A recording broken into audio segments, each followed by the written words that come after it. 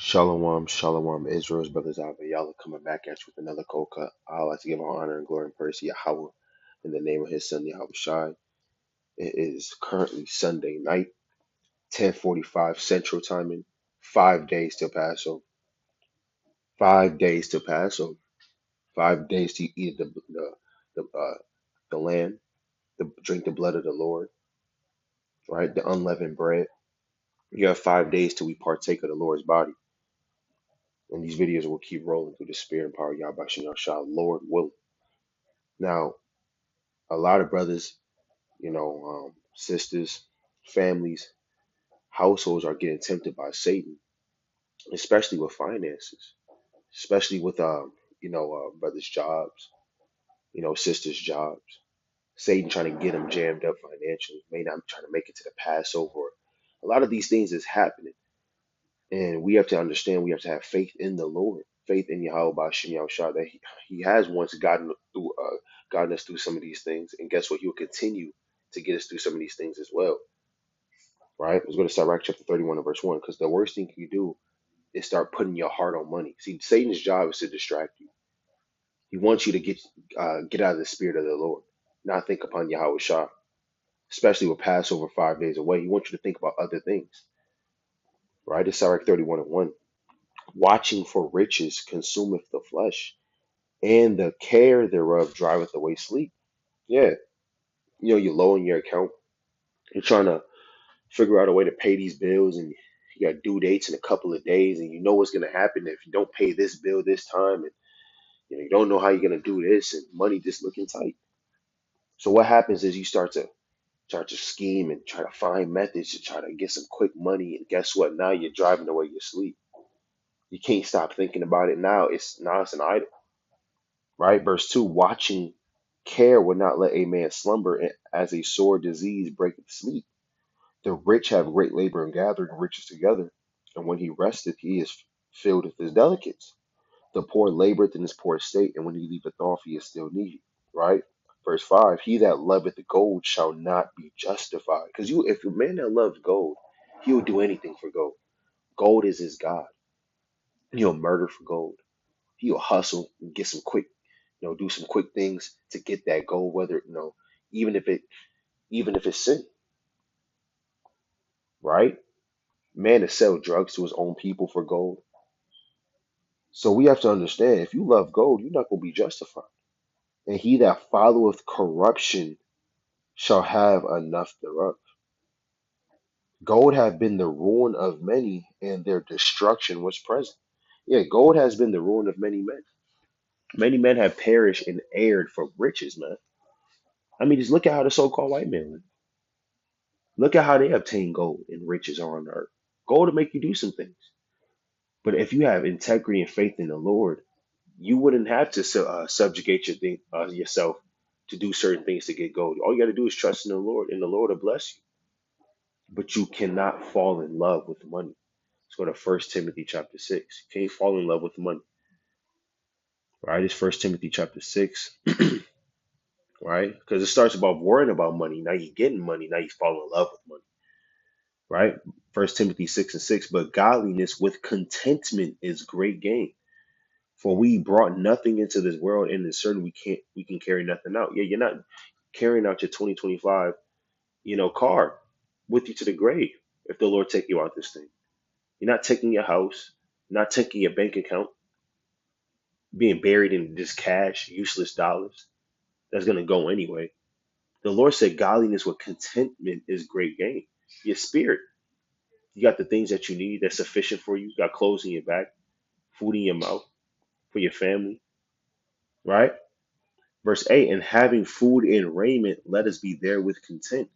But they that will be rich fall into temptation and a snare, and into many foolish and hurtful lusts, which drown men in destruction and perdition. Yeah, what they say in the world, new level, new devil. Yeah, once you start getting access to certain things you haven't had access to before, you're gonna get access to demons you haven't had access to before.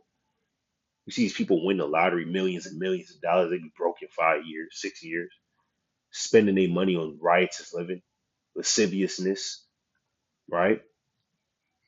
this vanity, foolishness, things that have no profit. You're gonna fall into temptation and the snare if you start to love money, start to think about it and think about it, even leading up to the Passover, even at the body of the Lord. You're eating the Passover. It's Friday night. You're eating the Passover, and you're thinking about that bill due Monday. You're thinking about work Monday. That is off, right? And you're liable to be destroyed for that. That's why we can't worry about these finances now. That's why we got to start now. We got to practice now. Maybe getting hit with certain demons financially, but hey, don't worry about it because hey, Lord willing, you have that faith. The Lord will get you to that Passover, and you think upon Yahweh Shah, and you have everything you need. Verse 10: For the love of money is the what is the root of all evil. While some coveted after, they have erred from the faith and pierced themselves through with many sorrows. And you don't want to end up like a person like this, man. You start coveting after, and guess what? You err and you swerve from the faith of Yahweh in the name of Son Yahweh Shah. Let's go to the book of Job, chapter 31. Job, chapter 31, and let's start at verse 24. If I have made gold my hope, or have said to the fine gold, thou art my confidence, right? Job is saying this. He said, if I have made gold my hope, right? If I have trusted in them, money, if I rejoice because my wealth was great, and Job had great wealth. Job had a lot of land, a lot of herd, a lot of cattle, flock. He had a lot of flock, had a lot of children. Job was a rich man. But what? He said, if I rejoice because my wealth is great and because my hand have gotten much, if I beheld the sun when it shine or the moon walking in brightness, right? And my heart have been secretly enticed or my mouth hath kissed my hand, this were this also were iniquity to be punished by the judge. For I have should denied the God that is above. He said, hey man, guess what? I need to be destroyed. If I trusted in my wealth and what I had, I need to die. And this is a man that had things. This is a man that had more than all his heart could wish. Tried, and guess what? Got it back twice fold. And Job wasn't letting these carnal things drive him away from Yahweh Bashim Yahushua. Wasn't letting gold and vanity and the Lord took it away, and he still didn't lose his integrity.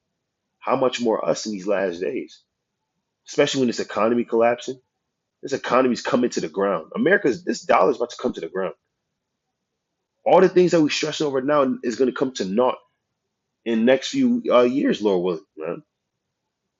I'm talking about even to the earth. So we can't be coveting after these things and setting our mind upon these, upon riches that have no profit. Let's see what I want. Let's go to Proverbs chapter 28, 25, verse 28, 25. Let's see what I want.